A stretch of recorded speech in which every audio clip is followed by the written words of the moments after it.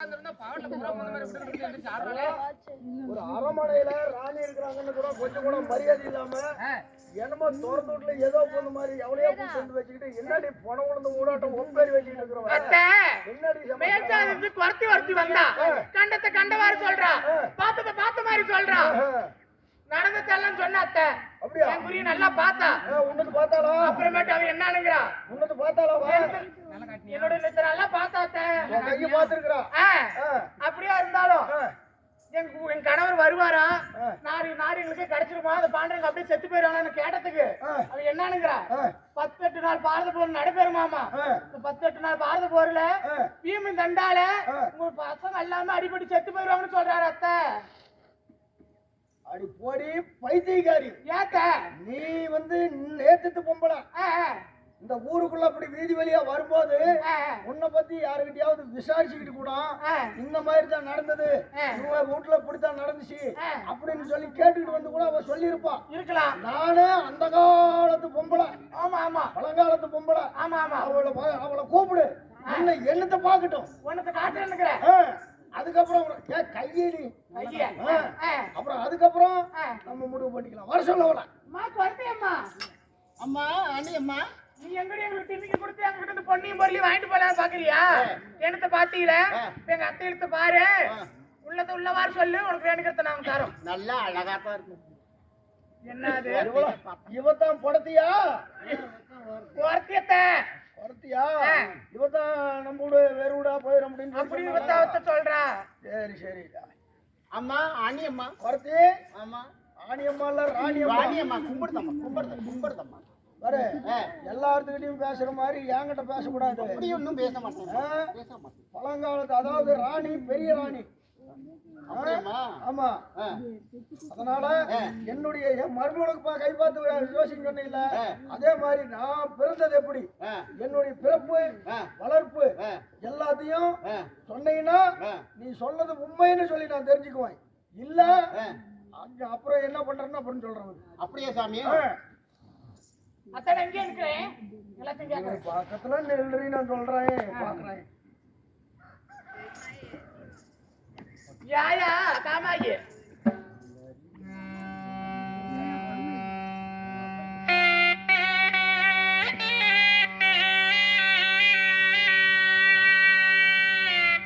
ஆமா உந்த பேரு காந்தாரி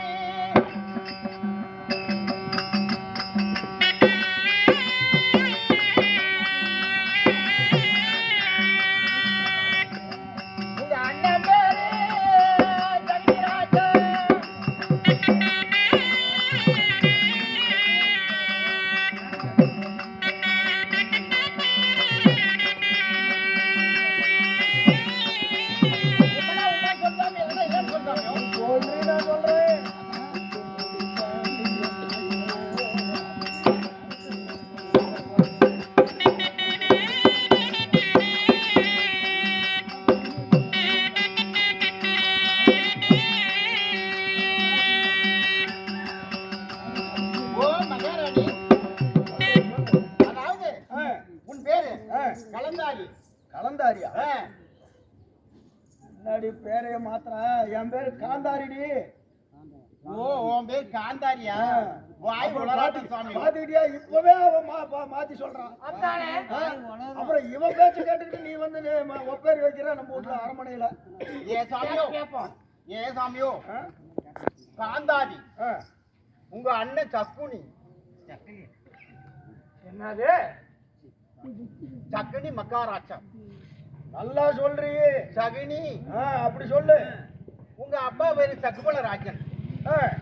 அதாவது சகுபலராஜனுக்கு நீ ஒரு மகளாக பிறந்த. சரி பிறந்து நீ 18 பருவமங்கையாவல ஈரட்டு பருவமங்கையாவல என்ன நடந்தது தெரியுமா? என்னம்மா நடந்தது? நீ வந்து பெரிய பொண்ணாயிட்ட. எவ்வளவு பெரிய பொண்ணு? 10ஆம் பெரியவளா இருக்க வயசாகி போச்சு. 10ஆம் பெரியவளா ஆக்கிறியா? பெரிய பொண்ணு என்றால் இது கூட தெரியாத சாமியோ நீ சொல்றே. ஆமா நீ வயசுக்கு வந்தோம். எப்படி வந்தோம்? எப்படி வந்தேன்? நீ கேட்ட நட்சத்திரத்துல வந்தோம். ஐயா ஐயா ஐயா ஐயா ஐயா அடே ஐயா அத்தை அத்தை ஐயா ஐயா ஐயா அது மேல அடிச்சுக்கிறா வீங்கி போயிடும். என் பையன் பொக்குன்னு போயிடுவான். அது நீ கேட்ட நேரத்துல வயசுல வந்தவளா? மாதிரி சொன்னாங்க. அப்ப என்னமோ சொல்றான்னு சொல்லி நீ ஏண்டி அதுக்குள்ள ஆடிட்டு தெரியறா? ஏய், அப்பா அவ அதை சொல்லலையா? அடுப்புல பால் வச்சிருக்கிற போய் பாரு, பொங்கி போ கீழே போயிட போகுது. ஆனா நீ இங்கே இருக்கிற போடி நீங்க மூடிட்டு. ஆமா நீ தெரியல. ஆனியம்மா ஆனியம்மா சத்தம் போட்டு சொல்லாத, யாருக்கும் தெரியாது. நீ கேட்ட நட்சத்திரத்துல வயசுக்கு வந்தாம்மா. ஆமா ஆமா, அது இன்னும் சத்தம் போட்டு கூட சொல்லணும். மூல நட்சத்திரத்துல தான் வயசுக்கு வந்தேன், இல்லன்னு சொல்லுங்க. அப்படி இருக்கும்போது உங்க அப்பா ஜெகபலராஜ் என்ன செஞ்சார் தெரியுமா? என்ன பண்ணாரு? உலகத்துல இருக்கிற சோசிக்காரெல்லாம் அழைச்சிட்டு வந்தாரு. அப்படி அழைச்சிட்டு வந்து என்ன பண்ணாரு? சோசியம் பார்த்தாரு. அப்படி சோசியம் பார்த்ததுல இந்த இது சரியில்லை, பட்டண வெடிச்சு இது சரியில்லை அப்படின்னு சோசிக்காரன் சொல்றான். என்ன சொல்றான் தெரியுமா? போட்டேன். எது சரியில்லைன்னு சொன்னா? அதாவது வயசுக்கு வந்தது சரியில்லை.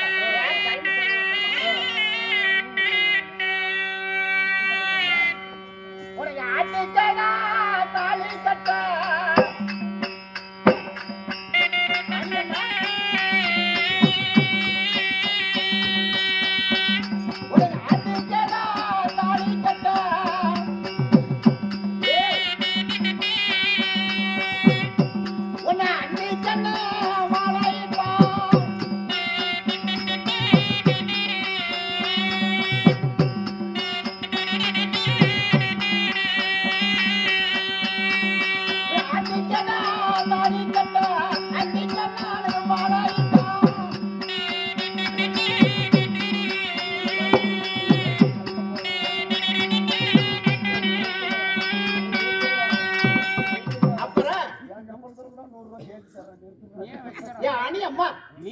என்ன நடக்குது தெரியுமா? அப்ப உலகத்துல உள்ள சோசிக்காரெல்லாம் உங்க அப்பா பெரிய மன்னன், மன்னாதி மன்னர் அல்லவா? அவர் வந்து சோசி பார்த்தாரு. இது வந்து கேட்ட நட்சத்திரத்துல வயசுக்கு வந்து விட்டது. இது வந்து எவன் தாலி கட்டினாலும் செத்துடுவான்னு சொல்லிக்கிறான். அதுக்கு ஏண்டி அம்மோ, அதுக்கு இதுக்கு என்ன வழி என்று கேட்டார்கள். அப்ப அவர் சோசிக்கார் சொன்னார். என்ன சொன்னாரு கேட்டீங்கன்னா, ஒரு முன்ன யாரு தாலி கட்டினாலும் செத்துடுவாங்க, தாலி கட்டவன் தானே சாவுவான் அப்படின்னு ஆட்டுக்கடாய் தாலி கட்டி கட்டினாங்க பாரு. 1000 சுக்கா வெடிச்சு அந்த ஆட்டுக்கடாய் செத்து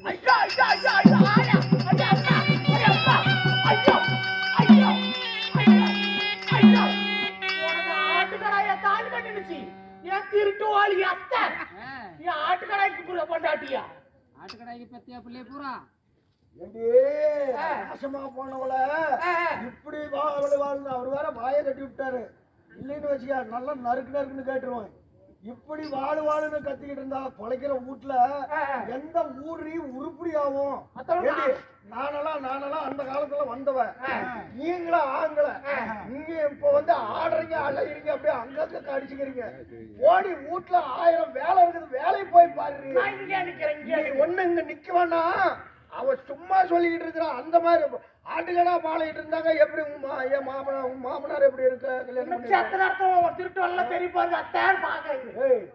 பாரு கொஞ்சம் ஒரே செகண்ட்ல கோமாளி வேஷத்தை மாத்திரன்னு வச்சுக்கா, வண்டவாளமெல்லாம் தெரிஞ்சு வச்சா நாளை போயிடும். 60க்கு அப்புறம் நீங்க பொண்டாட்டியானா?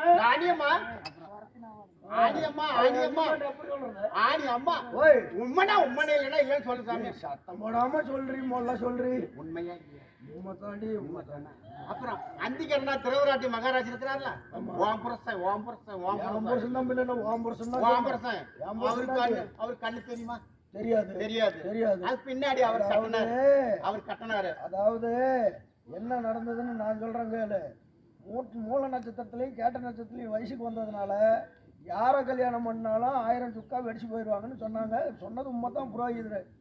அதுக்காக ஆட்டுக்கடாயை கொண்டுட்டு வந்து ஆட்டுக்கடா காலில் குளம் தாலி மாட்டி கழுத்துல போடும்போது அது வெடிச்சிருச்சு.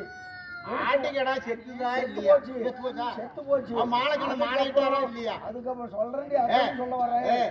அதுக்கப்புறம் அதாவது அவனுக்கு கண்ணுல பிறவையிலேயே கண்ணுல வீட்டுக்காரருக்கு எனக்கு தோசை இருக்குது. தோசத்தை கல்யாணம் பண்ணி வச்சா ஒன்னும் கெட்டு போவாது, தப்பு இல்ல அப்படின்னு சொல்லி எங்க வீட்டுக்காரர திருதராட்டி மன்னனுக்கு எனக்கு கல்யாணம் பண்ணி வச்சாங்க. அதோட நின்னுச்சா அதோட எல்லாம் நிக்கல. நீ என்ன பண்ணனு தெரியுமா? ஒரு காலையில நேரத்துல 5 நேரத்துல குளக்கரைக்கு போன காலையில நேரத்துலயா அந்த நேரத்துல போனேன் குளக்கரைக்கு. அப்படி போகும்போது மின்னல் இடி 7 இடி ஒன்னா சேர்த்து மழை காத்து இதெல்லாம் வந்து பைத்தியக்காரியே. நான் ஜலந்தரட்டம் குளக்கரைக்கு ஜலந்தரட்டம் போகணும்னா நானும் ஒரு நாட்டினுடைய ராணி. நான் எப்படி போவேன்? முன்னால 1000 தாதிமார்கள் மின்னால படை சொல்ல போகணும். அதுல முன்னால 1000 தாதிமார்கள் படை சொல்லணும், பின்னாடி 1000 தாதிமார்கள் படை சொல்லணும். 2000 பேர்த்துக்கு நடுவ நான் போறேன். எனக்கு என்னடி ஆகி போயிரும்? உனக்கு என்ன ஆகி போயிருமா? மழை காத்து இடி மின்னல் சரி இதெல்லாம் ஒட்டுக்கா வந்தது. 7 இடின்னு சொல்லுவாங்கல்ல சாமியோ. ஆமா 7 இடி சேர்ந்து ஒன்ன டமா டுமின்னு இடிக்குது.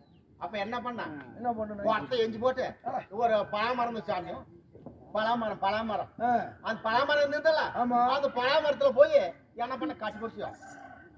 ஆமா அப்புறம் உண்மையா இல்லையா சாமி? ஆமா அப்புறம் இடி அடிக்கும் போது பயமா இருந்ததுனாக்க எதையோ ஒண்ணு பக்கத்துல இருக்கிறத கட்டி பிடிச்சிதான் ஆகணும். போய் கட்டி பிடிச்ச சாமி. அந்த பலாமரத்துல என்ன இருந்தது தெரியுமா? பலாரிசின்னு ஒருத்தர் இருந்தா சாமி. 1000 ஆண்டு தவம் இருந்தார். அவர் தவம் இருக்கிற இடத்துல பலா மரமே அவரை போட்டு மூடி உனக்கு தெரியல. நினைஞ்சு போனதுக்கும் இந்த ராசா விட்டு வைக்கிறோம்னா எப்படி நல்லா இருக்குங்களா? ஆமா ஆமா அப்படியே உடம்புல எல்லாம் தெரியும்.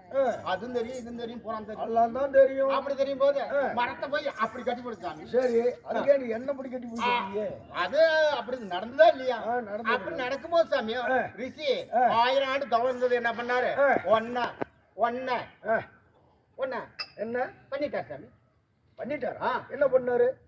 இதெல்லாம் உனக்கு ராணியம்மாளுக்கு தெரியாதா?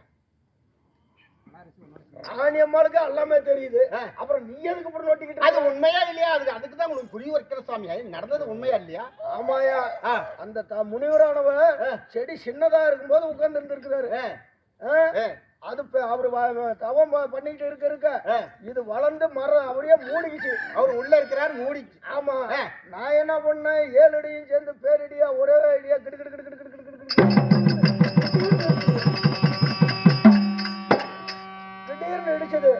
இடிச்சது என் மனசு பக்குன்னு தடுமாதாயி உடனே போய் பலாமரத்தை கட்டி பிடிச்சேன். நல்லா கட்டி பிடிச்சது. ஆமா கட்டி பிடிச்ச உடனே அந்த மலையில நனைஞ்சு இருந்ததுக்கும் அந்த பலாமரத்தை கட்டி பிடிச்சதையும் அவருக்கு தவம் கலைஞ்சு போச்சு. பொம்பளை மரத்தை கட்டி பிடிச்ச உடனே அவருக்கு தவம் கலைஞ்சு போச்சு. என்னடா நம்ம தவம் கலைஞ்சு போச்சுன்னு கண்ணை முழிச்சு பார்த்தாரு. கண்ணை முழிச்சு பார்த்த உடனே நான் இருந்த கோலம் அந்த மாதிரி அவரு என்ன சேர்ந்துட்டாரு தான்.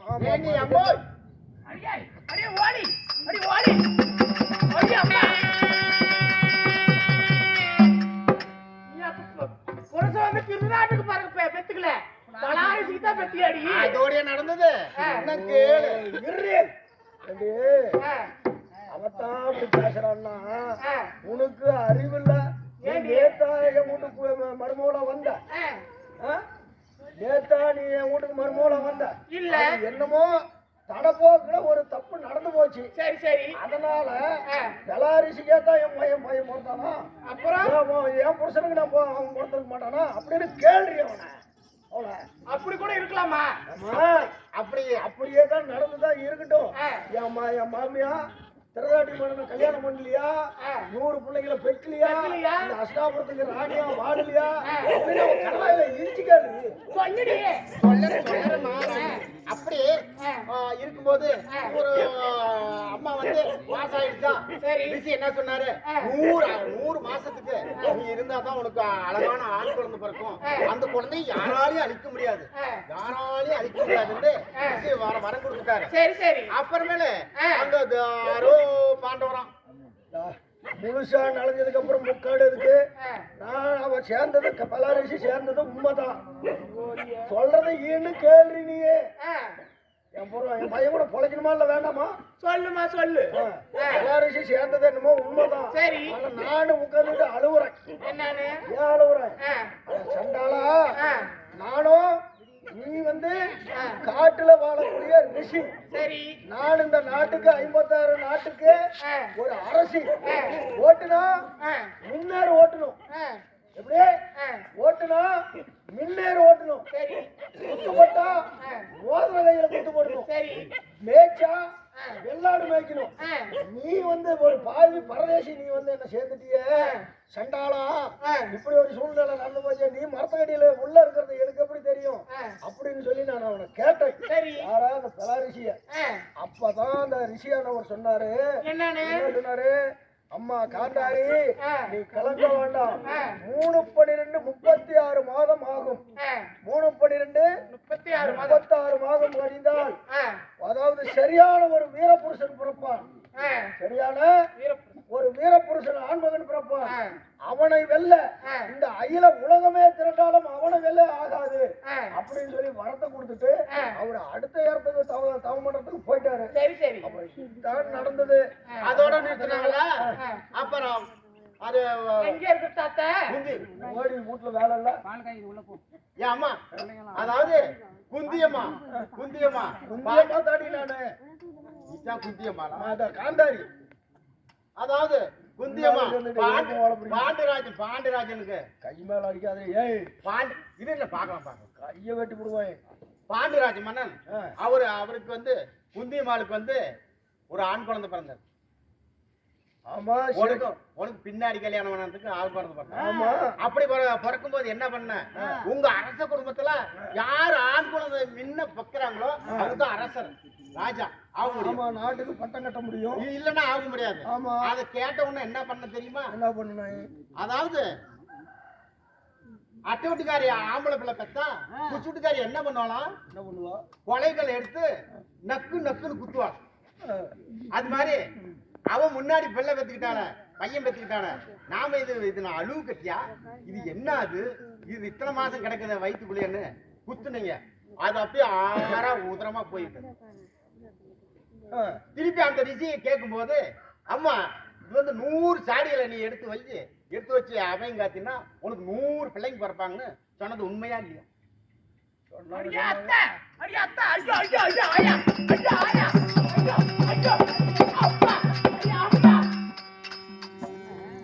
ஒரு நிமிஷம் இருக்கும். குத்தா குத்திக்கிறான். ஏண்டி பண்ண பலா ஏண்டி அடுத்த வருஷம் பிள்ளை குழந்தை பெற்றுக்கிட்டாரு குச்சி கட்டி கொலையில குத்தி விட்டியா? அதே உனக்கே தெரியல. அட்டு வீட்டுக்காரி ஆம்பளை புள்ள பெத்துக்கிட்டான்னு குச்சி விட்டுக்காரி கொலையில எடுத்து குத்திக்கிட்டாங்கிறத அது யாரால வந்தது அந்த பழமொழிங்கிற? ஒன்னாலயா? என்னால வந்ததுடி. ஓ அதான் ஊரால பெருமை பத்தியா? இதுல பெருமை புண்டை வேற பாராயா? குத்தன்ட்ட கொலைகள் அதுல பெரும் அது வேணா என்னமோ நெசந்தான். சிறங்கி வனத்துல தர்மர் குந்தமாதேவிக்கு தர்மர் பிறந்தாருன்னு சொல்லி செய்தி கேட்ட உடனே இது 3 மாதம் 36 மாதம் இருக்கணும் அப்படின்னு சொல்லி சொன்னாருல்ல பிளாரிசி. அவரு சொன்னதை நான் மறந்து அட்டூட்டுக்காரி ஆம்பளை புள்ள பெத்துக்கிட்டால அப்படின்னு சொல்லி அடுத்தவங்க பொண்டாட்டி ஆம்பளை புள்ள பெத்துக்கிட்டால நம்ம வகுத்துல இருக்கிறது குழந்தையா கருவா இல்ல அளவு கட்டியா தெரியல அப்படின்னு சொல்லி கொலைகள் எடுத்து நெக்குன்னு குத்திக்கிட்டேன். அந்த உதரமானது கருவானது கலைக்கு உதரமா போச்சு. பீஷ்மர் துரோணர் கிருவாச்சாரி அனைவரும் பார்த்துட்டு 100 மண்பாண்டங்கள் செய்தார். முதலாக ஒரு வெங்கல பாண்டத்தில் அள்ளி வைத்தார். அள்ளி வைத்து 100 மண்பாண்டத்தை செய்து எல்லாத்தையும் அள்ளி வச்சுட்டு 999 பானம் நிறைந்தது. அந்த தூசும் துப்பு இருந்ததெல்லாம் வலிச்சு ஒரு பானையில போட்டாங்க. அது 3/4 பானம் தான் வந்தது. 3/4 கலசம் தான் வந்தது. அத வந்து அதுல போனதான் உன் குழந்தையா துச்சடை. அதுக்கு வேதவியாசர் வேதம் ஓதுறது, துரோணர் வந்து அதுக்கு எண்ணெய் ஊத்துறது. ஏன்னா அந்த கருவு காஞ்சி போக கூடாது இல்ல, அதனால கருவு ஊத்துறது எண்ணெய் ஊத்துறது. நான் போய் என்ன பண்றது, கோழி அவையும் காக்குற மாதிரி சீலை தூக்கி ஒவ்வொரு ஜாடியா ஆவி பிடிக்கிறது. அதுக்கப்புறம் ஒவ்வொரு புருஷன் துரியோதனம் பண்ணேன். அந்த வெங்கல ஜாடியை படிச்சு பட்டாருக்கு வெடிச்சு பிறந்தோம். அதுக்கப்புறம் 99 ஜாடியும் ஒவ்வொன்னா வெடிச்சு என்ன பிள்ளைகளை பார்த்தேன். அதுக்கு என்னப்பா என்னடி ஆகி போச்சு? இது வந்து எனக்கு நேரடியா நடந்த சம்பவம் கிடையாது. இது எதர்ச்சியா போன இடத்துல நடந்த ஒரு விபத்து. ஆணியம்மா, இதெல்லாம் உண்மையா இல்லையா? உண்மைதான். அப்படியா இருந்தால் அதாவது பாண்டவர்கள் நாடு கேட்க வருவார்கள். சரி, அது நாடு உங்க புருஷன் கொடுக்க மாட்டார். என் பையன் தரமாட்டான் வரமாட்டான். அதனால 18 நாள் 18ஆம் நாள் போர்கள் நடக்கும். அந்த போர்களத்துல 17ஆம் நாள் உன்னுடைய பையன் துரியோதன மகாராஜன் பீமன் தன் கதையால அடித்து கொண்டு போட்டுருவார். மொத்தம் நீங்க எல்லாம் உங்க குடும்பமே அழிஞ்சு போயிடும். ஐயோ சண்டாளி ஐயோ ஐயோ அத்தை ஐயோ ஐயோ அத்தை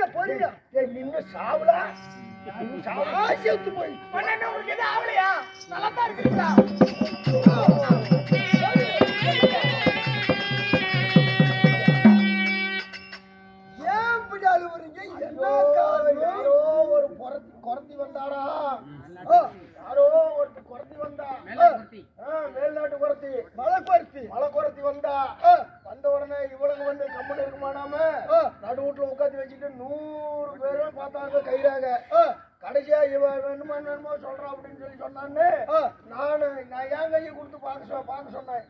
அவன் சொன்னதெல்லாமே கரெக்டா இருக்குதுடா கண்ணு, நீ வந்து பாண்டவருக்கு செஞ்சது பூரா புட்டு வைக்கிறான். அப்படி நடந்த மாதிரி சொல்றான், கண்டதை கண்ட மாதிரி சொல்றான், கண்டாரவழி நடக்க போறது சொல்றான் கண்ணு. 18 நாள் அதாவது பாண்டவர் 13 முடிச்சு நாட்டுக்கு வந்து நாடு கேட்பாங்களாம், நீ நாடு கொடுக்க மாட்டியா. 18 நாள் பாரத போர் நடக்குமா. 18 நாள் பாரத போர்ல கடைசி நாள் போர்ல 18வது நாள் கடைசி நாள் போர்ல உன்னையே அடிச்சு கொண்டு விடுவாங்களாம், நம்ம சேனாதி சேனையும் கொண்டு விடுவாங்களாம். நம்ம வீடே அமாவாசைக்கு வலிச்சுட்ட வீடு மாதிரி ஆகி போயிருந்தா.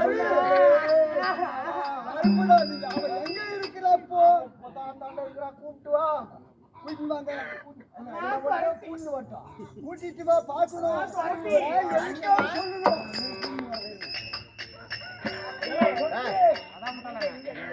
பாரு. என் பையன் கூப்பிடுறான் என்னன்னு கேளு. உங்க வீட்டுக்காரத்தை பார்த்தா அவரு நல்லா கேட்டம்மா. மாமி மன்ன குறி வரைக்கிறாங்க, எல்லா குறி நடந்தது நடக்க போறது எல்லாமே உரைப்போம் சாமி. எனக்கு ஒரு குறி வரைப்பா. உனக்க உன் குறி பாக்கணும் சாமி. ஓட்டு மீட்டு பத்தியா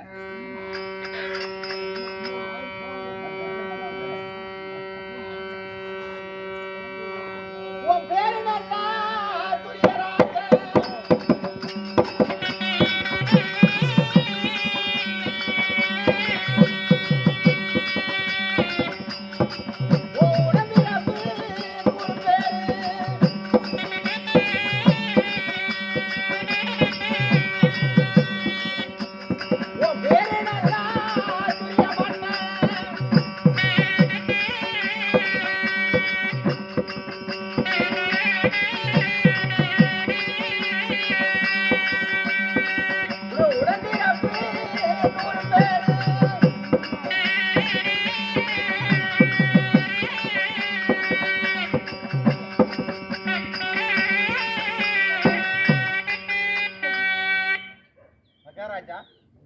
உன் பேரே துரிய மகாராஜன்.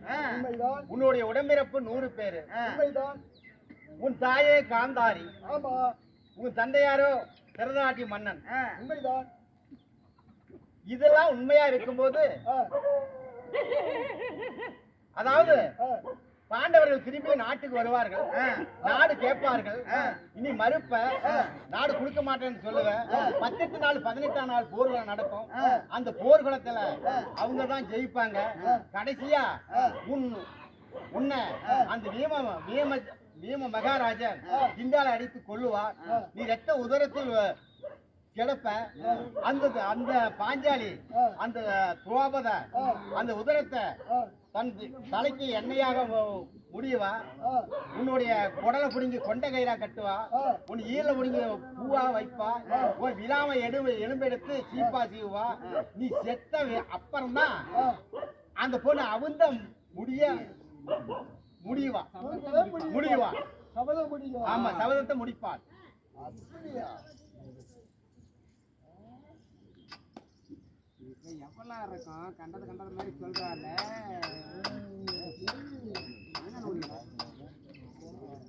சரி, கண்ட மாதிரி சொல்றேன், எனக்கு போறது சொல்றேன், நடந்து முடிஞ்சது சொல்றேன். சும்மா அப்படி ஒரு நாடகம் நடந்தா சும்மாவா? நடை பார்க்கலாம். ஓகே.